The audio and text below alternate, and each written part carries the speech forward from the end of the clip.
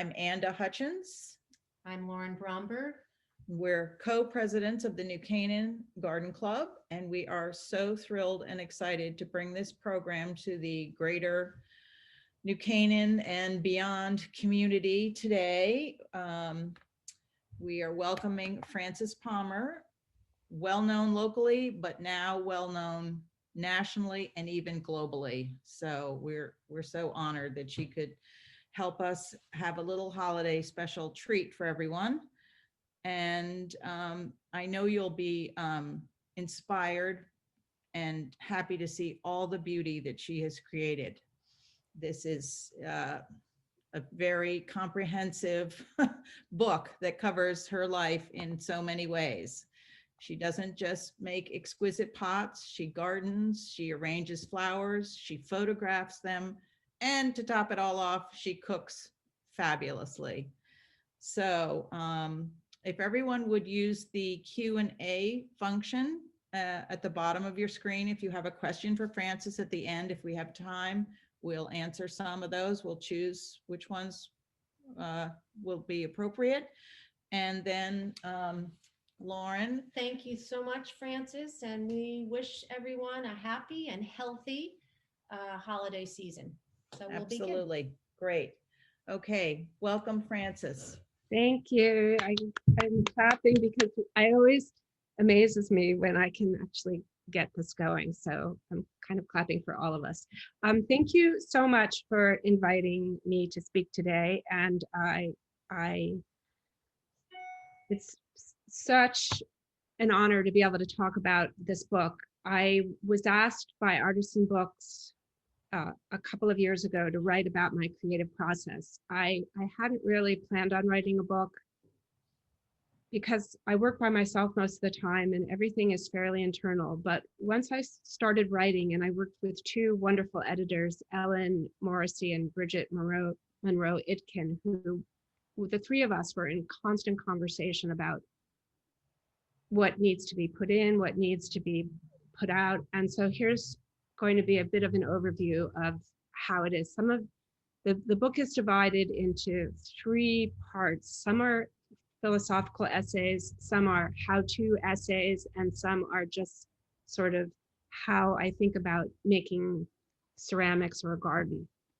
And this is the title page, which to me kind of sums up a lot of my ideas. These are all the dahlias and tomatoes and other flowers from my garden, sitting on two of my favorite books. One, Things of Beauty Growing, which was a gorgeous exhibition up at Yale a few years ago on British art pottery, curated by Glenn Adamson, and a book on Mary Delaney, who started making these incredible paper flowers when she was 72, which to me is one of those examples of it's never too late to learn. It's never too late to follow something that's your dream.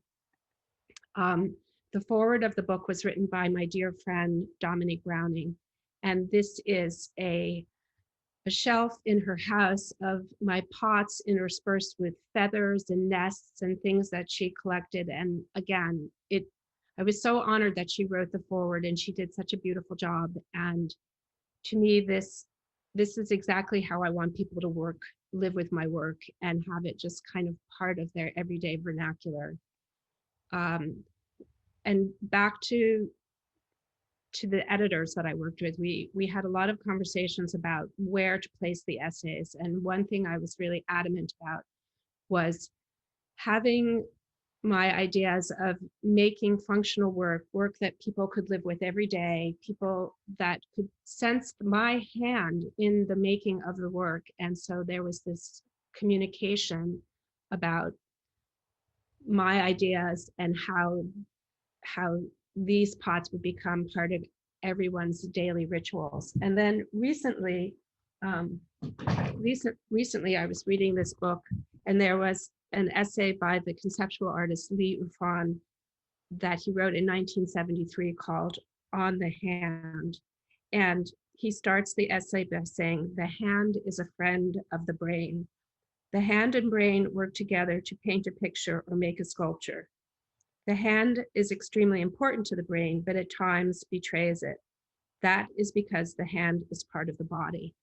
And he goes on to write, especially in terms of his sculpture and finding objects. But for me, I thought that was just such a beautiful visual, because my hands obviously are my most important tool that I work with every day. And the things that I think about as I'm making, and then what actually comes into the physical world, I feel that they are the conduit. So I just really loved, and I wish I'd read this essay before I wrote the book, but better late than never. And this is my friend Phoebe Cole-Smith, her shelves in her kitchen. And she was a little annoyed at me that I used this photo because I just took it randomly and it wasn't styled. It was actually about a year ago, getting ready for Christmas. But again, this is the example of people just living with my work. When she's not using these pieces, they just sit there. And when I come into her house and I see it, that scene just makes me so happy. Part of the book has biography in it, and this is a photo of, I collect a ridiculous amount of books. Most of the books are in my studio. They're photography, art, ceramic. And I was trained as an art historian. I have an undergraduate and master's degree in art history. So much of what I make references art history. And I was originally inspired to start making ceramics in around 1987, after the birth of our first daughter, because I'd been studying all the ceramics and pots of the Charleston farmhouse, which was Vanessa Bell and Duncan Grant and Clive Bell, that moved into this farmhouse around World War I to avoid being drafted into the army. And in this house, the pottery, the textiles, the walls, everything was painted and a vehicle for their art. And that sort of completely environment really inspired me. And this is an example of the dining room where they did the wallpaper, they did the paintings, they did the pottery. And this was really my instigation to get going. And this is the kitchen. And it's a museum today. You can go in and see all these things. These were some of the pots that I saw at the V&A, and this is low-fired earthenware that they painted, very similar to the motifs that they would do in their paintings. And so when I first started to make ceramics, I took a class at the Silver Mine Art Guild in New Canaan. Obviously, I'm just speaking to New Canaan people, so you know where that is. And they were doing gas-fired kilns. And so these were some of my first pots that I was making as to kind of get as close to the aesthetic of the Bloomsbury artists as possible. And here's a couple of other ones. But ultimately, I realized that if I wanted to use the clay as a canvas, very much the way they did, I needed to use a low-fired white earthenware clay. So I left Silvermine and found an old used wheel and kiln and wedging table, which I still use today, and set up my own studio in the house. And I write about this in the book. In our first house, we were living in this great 40s glass house in Weston, but it was really a house designed for one or two people. And by the time we had the three children and the dog and the cat, and I was throwing pots in the middle of the playroom, we realized that things needed to shift. Here are some of the earlier painted pieces as well. And again, in the midst of talking about the beginning of my work, I have a story that when I was about 6 or 7, my mother taught me how to make pie dough. And I did it wrong the first time, so we did it again. So again, this idea of redoing things, exploring things, figuring it out till you get it correctly or mostly correctly. And the recipe for the leek tart is in the book also.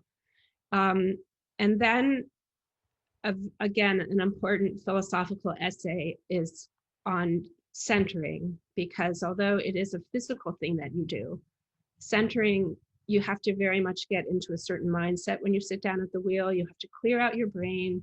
You have to let the stress go away, because the clay is a living, breathing thing, and it senses exactly what's going on in your brain. So again, as in the Lee Ufan essay, the hands are a conduit for the mind out into the physical world. This is a photo that was taken in the house that we moved to about 27 years ago. And this is in the basement. It's an 1850s federal house. And this was a photo taken by Knock. Now I'm just, her brain, last name has gone right out of my brain, for Martha Stewart in 1999. And it looks very neat in there, but if you had seen everything that was behind the camera, you would have laughed. Knockman, no, excuse me for not remembering. After doing some of the paintings on the pots, gradually I realized that I just liked the form of the white and the movement of the clay tool. So I stopped doing the painting and focused merely on form. And I get into a discussion about people understandably don't really grasp the number of steps that one goes through to make a pot. And I love this photo because this was a group of porcelain pieces I did with blue and white cobalt painting that I did last year. So I just quickly took this shot as I was painting. And then this is the finished work. But the number of steps that take place between the painting and then getting them into the kiln and fired it's enormously complex. And I do it because I love to do it, but it's something that I try to explain a little bit so that people know how I think about making all of these things. Excuse me. And then, excuse me, another important essay in there is I have this photo of kintsugi, which is a technique I learned to repair broken pieces with Japanese lacquer and gold powder. And I use this bowl in an essay as a metaphor for when I was about 14. And I was my first weeks of high school. I went to wake up my brother for high school. He was a senior, he was 16, and he was dead of a heroin overdose. Well, that was, over 50 years ago, but that whole sequence of events that happened of my brother dying really formed the rest of my life. The idea of understanding the fragility of life, understanding that you have to figure out how to take care of yourself. You have to make use of every day. These are lessons that I learned really quickly then and applied to my life every day. A lot, as I mentioned earlier, I am trained as an art historian. So when I'm sitting down and making work, I have so much reference. I'm thinking, so this pot I was thinking about Cycladic work, but also if you notice those flower pots at the entrance of Charleston a few photos ago. So all of these things kind of go in my brain and then I sit down and make work. This is the overflow room at the Metropolitan Museum, which I just go to relentlessly. And then a few years ago, I was asked by Erin Lauder to do a collection of work for her new Aegeus fragrance that was inspired by the Greek islands. So this was a group of pots I did for her, very much inspired by Cycladic pottery. But it doesn't always have to be ancient. A few years ago at the Guggenheim, there was a great exhibition of Agnes Martin paintings that I went with my friend Dominique, and we loved all the patterns of the paintings. And she asked if I would do a set of tiles based on the different patterns and paintings, which I did. And here you can see them installed in her kitchen in Little Compton in Rhode Island.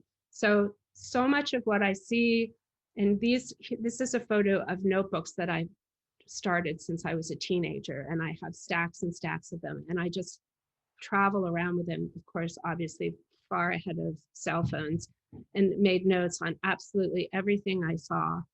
And I still sit down and draw everything before I start. And now, because my brain is getting a little dull, I guess, I have to write down, if I make a pot, I write immediately down how much clay I use, what are the measurements, because I don't really remember it all so well anymore. I work in primarily 3 clay bodies, which is shown here. On the left is white earthenware, the middle is porcelain, and on the right is terracotta. What I love about the earthenware is its ability to go great distances because it's a low fire clay. It matures at about 1945 degrees. You can have these great cantilevered expanses and it doesn't slump. whereas the clay would slump in porcelain because the temperature becomes so hot that it becomes like glass and it's vitrified. But I do love the personality of earthenware and never get tired of working with it. This is a group of bud vases I did in September for somebody's wedding, and you can see you can just get as much variety. And when I do a group of pots like this, I know this kind of sounds corny, but every single pot says, well, this is what you need to do to me. So I have this conversation with every shape, and no matter how many I've made over the years, everyone always seems different and fresh to me. I work in terracotta. I do a lot of work for the garden, but also a lot of vases, and it has its own temperament and is actually quite challenging because if you have multiple pieces, you have to attach them at the same time. And then I work with high fire translucent porcelain, which this is the clay glaze, but fired but unglazed. And I love that kind of bluish cast to the clay. And all the clay bodies work together, I feel. Here's the earthenware and this porcelain together.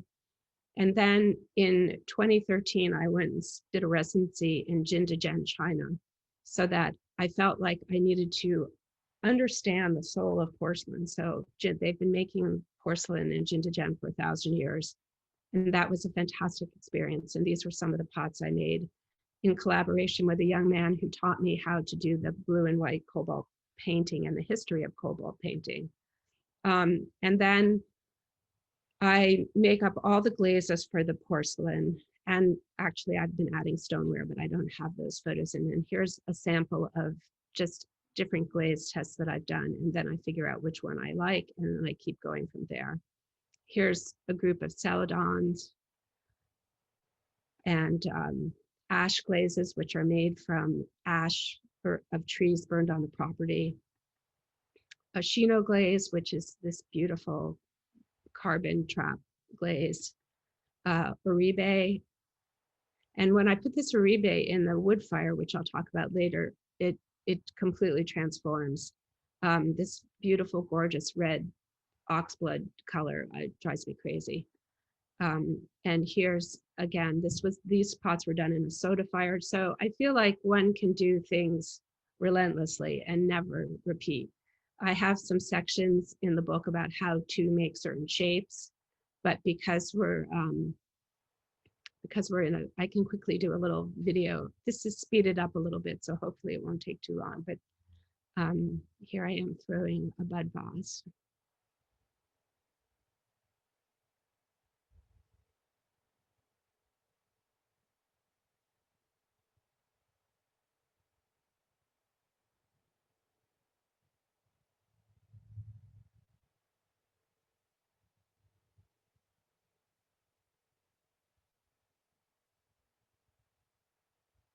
While you're watching that, there is a whole essay in the book on, so many times people say to me, how long does it take you to make a pot?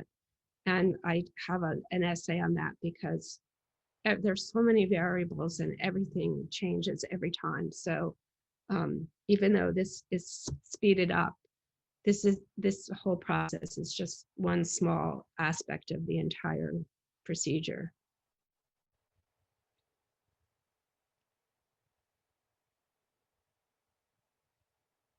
It's kind of funny sitting here talking because I can't get any feedback from anybody, but hopefully if you have questions, you'll put them in the chat box. Frances, I want you to know everyone is very excited and positive, and they are thrilled, and they're starting to post questions. So we'll have some by the end. Don't worry. Okay. All is That's good. okay. Thank you. So I go into a whole section on how I finish things. This is a photo of a great handle, another photo of handles. Pedestals, I spend a lot of time studying Brancusi pedestal, his sculptures, because I love them. I'm kind of known for the beaded edge, and I actually started doing it originally because I felt that the beads would protect the edge of the earthenware since it wasn't such a high fire clay. And then again, where I talk about every pot kind of tells me how they want to have it finished. So here's another quick video. Hold on. This is doing that kind of milk splash edge.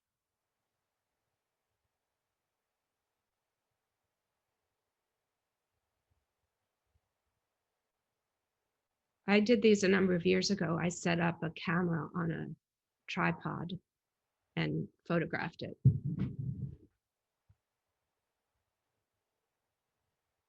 You can see how neat I am with all the things kind of falling off the shelf in the background.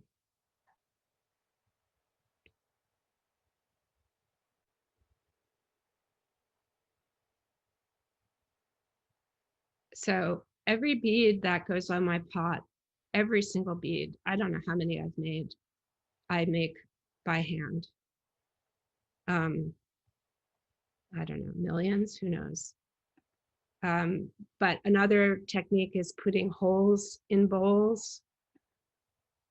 A ruffled edge, which was inspired by an Anselm Kiefer metal book exhibition. The books were about 4 feet by 6 feet, huge metal edges that inspired this shape. I do a lot of gestures with my hands, like where I put my finger in and then I have that tool that I showed you in the video. I still do a bit of painting. These were also plates that I did for Aaron Lauder for that Cycladic collaboration. And I love doing the same shape over and over again, but it comes out slightly different.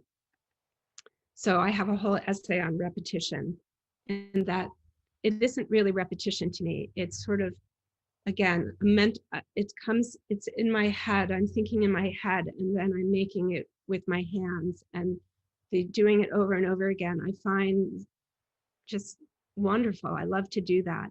And then I have a recipe in the book on tarte tatin because I remember one summer I decided I needed to learn how to do that. So I literally made a tarte tatin every day, tried a different recipe, and then eventually found the one that I liked, which I put in the book.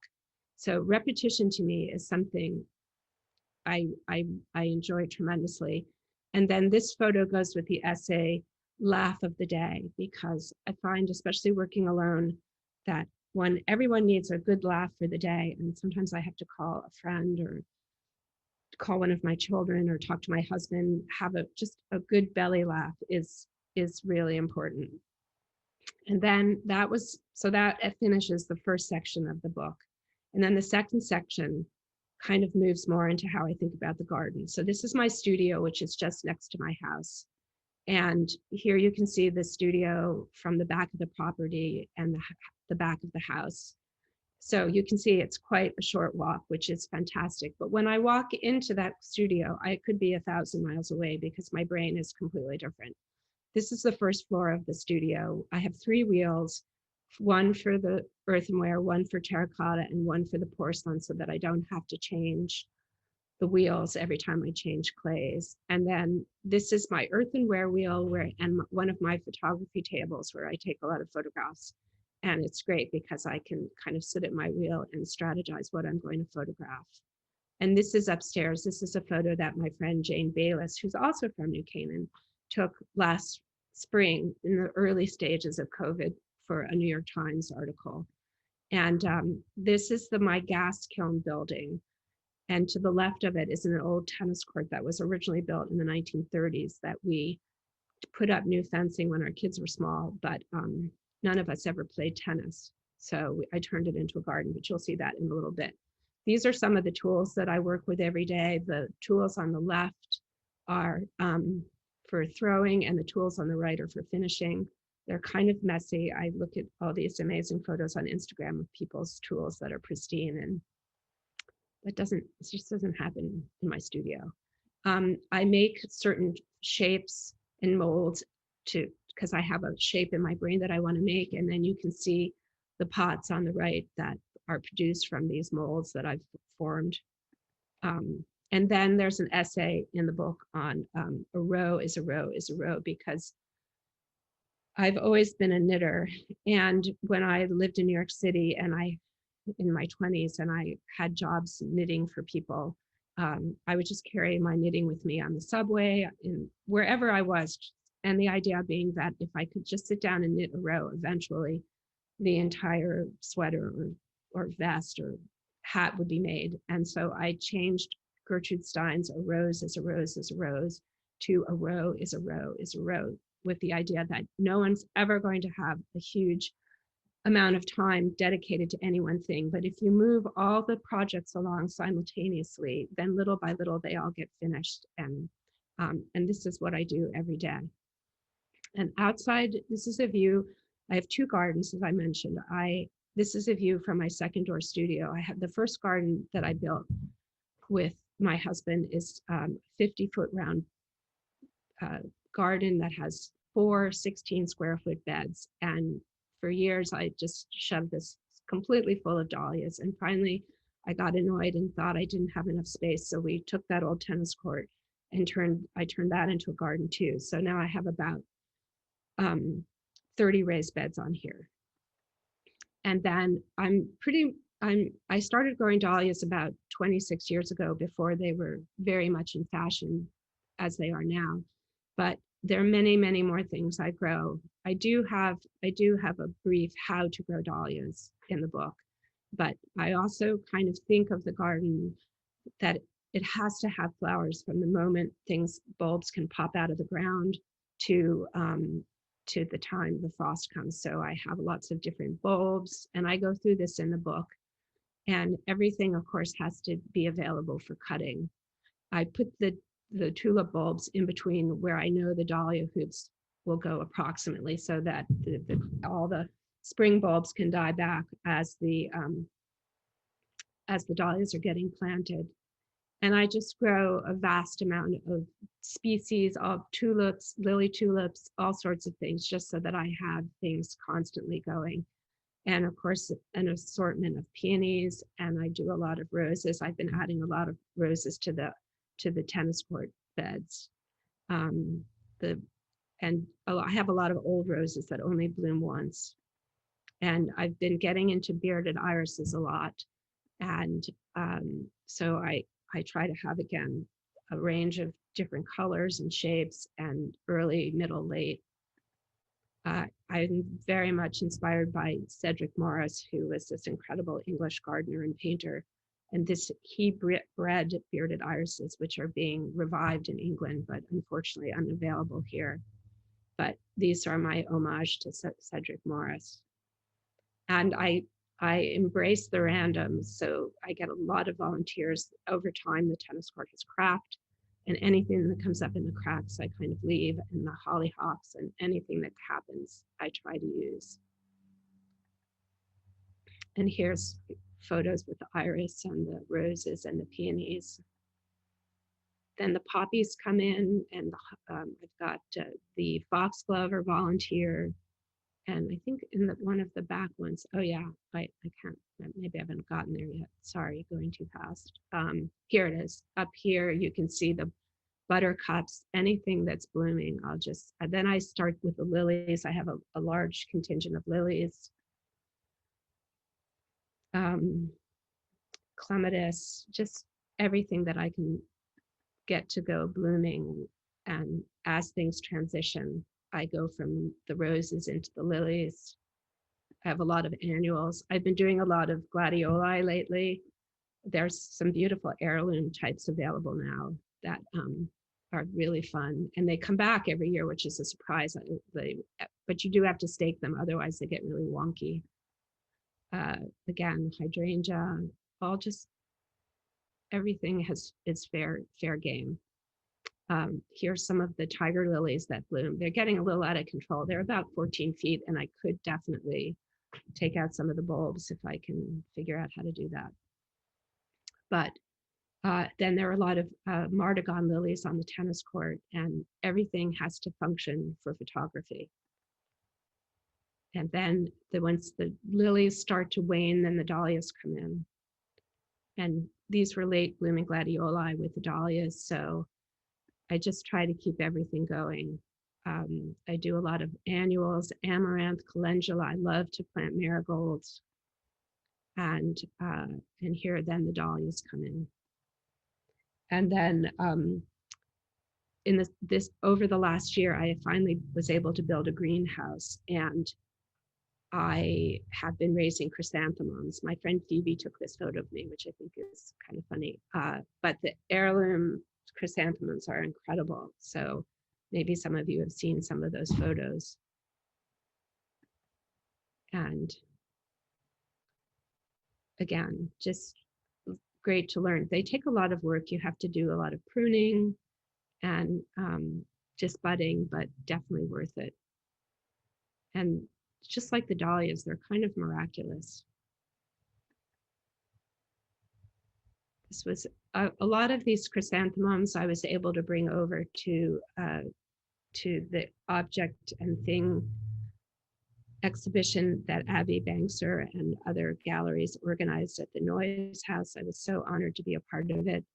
Back to some of the how-to in the book.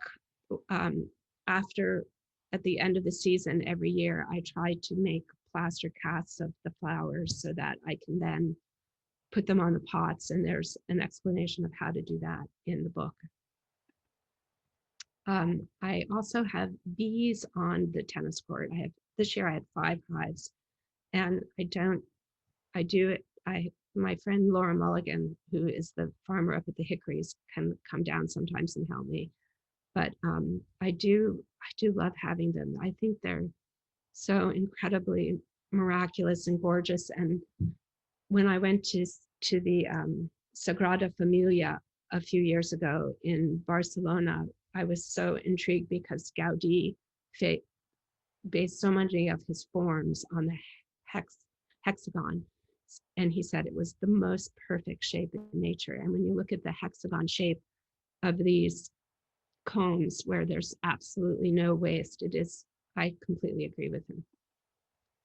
And then years ago when the kids were little, we were in the kitchen doing potato prints, and I carved out this shape for my pot chop, which I use in all aspects of my business. So that notebook is where I did the first one. And then this photo just kind of shows how that shape has permeated throughout my different aspects of my business. So I get into a little bit in the book on how I built my business and how I thought about moving forward, and the idea that I never wanted to make a business that was larger than what I could do myself. And I've really kept to that, because I just was never, except for some of the dinnerware collaborations like the plate you see here, and I did do that great pearl collection with the Buffalo pottery. I really do mostly everything myself. I have roped in my husband for helping me with the packing now, and he's being very good about it. And then I love to entertain, as Anda mentioned earlier. I've loved to have flower workshops and cocktail parties and things in the barn. And because of COVID this year, it's been rather quiet, but I'm sure 2021 things will pick up again, and I look forward to seeing everybody back. I used to have an open studio every November, which I didn't have this year, although that was kind of liberating, so I have to think about that.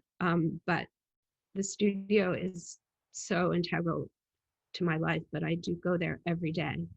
And then I have a lot of different collaborations, like I mentioned with Erin Lauder. I work with Mode Operandi. This was a group of large pots that I did last year for the Fotografiska Museum that opened up in New York, which is kind of fabulous, although I haven't been able to go there recently. And as I mentioned, my new dinnerware production is with 1882, and these are the shapes they're doing for me at the moment, which is a classic English creamware, and they do such incredible avant-garde work. It's so wonderful to be working with them.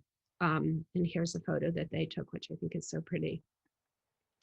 And then in the book, I go into a brief discussion of flower arranging and how I think about doing those photos that I post.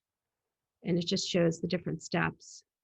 And then I then I get into 10 different kinds of flower arranging, or what to think about when you're doing flowers, which is, I hope, will be helpful to people. And my friend Kim took this photo of me last year before I had the greenhouse and I had all the chrysanthemums up in my studio. And this to me always just kind of sums it all up: the chaos, the flowers, the photos. This is kind of what I do every day. And then I get into a discussion of how to think about photography: light and dark, morning and evening. I only use daylight. I basically only use a 50mm lens. And then there's an essay. This one, I'm glad to have this in the talk, because in the book, I only have the photo on the right of all the flowers on the floor. And I was desperate to show the before, but there's an essay called Listen to Yourself, where I constructed this tower of dahlias. If you can see that clay tower on the bottom right of the photo, I constructed this tower, and as I was doing it, the whole thing just started to slide, and I wanted to go into the house and put the chip in the computer so I could see the photo. And I said, you should put that on the floor. But I said, oh, no, it'll be fine. So I ran into the house, and when I came back, that's what happened. The bowl and the flowers were on the floor. But then I picked up the bowl and took this photo. I thought, you knew that was going to happen. So into yourself. And then I use that kind of as a metaphor about business. Another one is be kind to yourself. That's what my daughter tells me all the time. Be kind to yourself. So this is a photo of verbena tea from the garden and some of the honey, and basically just taking time to honor the quiet and just not always be pushing. But yet, always being eager to learn something new. So I had this wood-fired kiln built, I guess it was in 2018.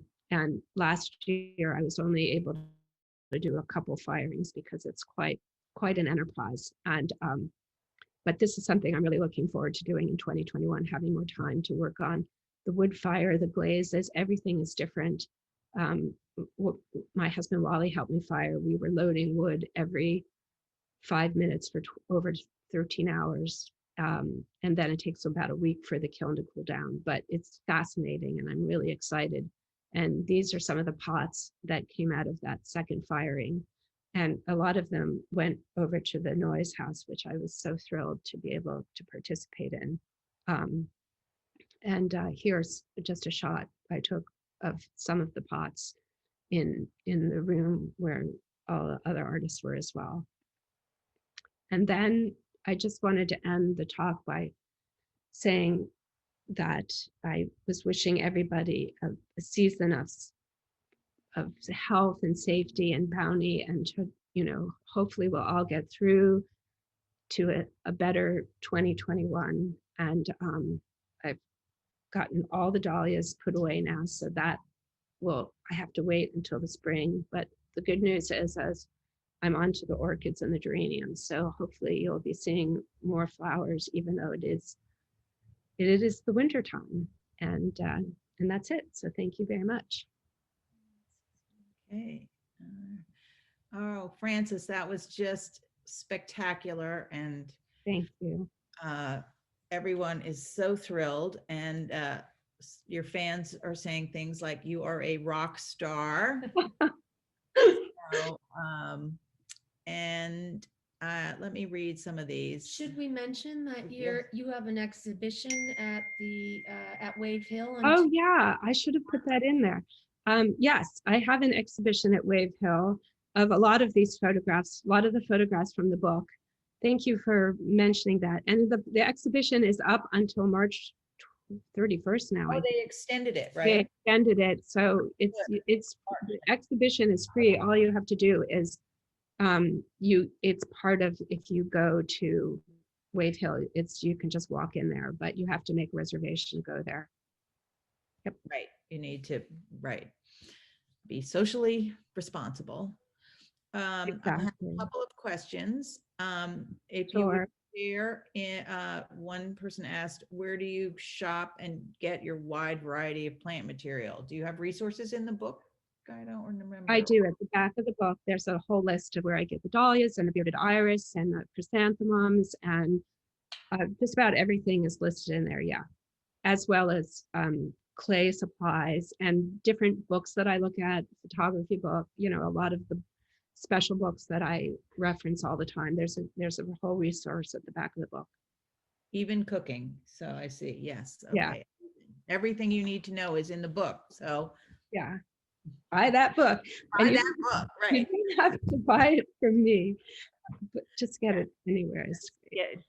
Go to your local bookstore or exactly. whatever. I think there's on my website, there's a link to books.org that tells you what's local. Right. Oh, and we didn't mention, but it is fabulous. One of your most beautiful dahlia images in your beautiful pots, vases, is a puzzle. Oh yeah, that's right. Thank And you. that I have a good marketing department here. and that has been extremely popular. It's Yeah, very reasonably priced, a wonderful gift in these times when we're spending yeah. a lot of time indoors. 1995. That's Yeah, pretty good, it's right? terrific. So, and beautiful. Thank So you. that's great. Okay.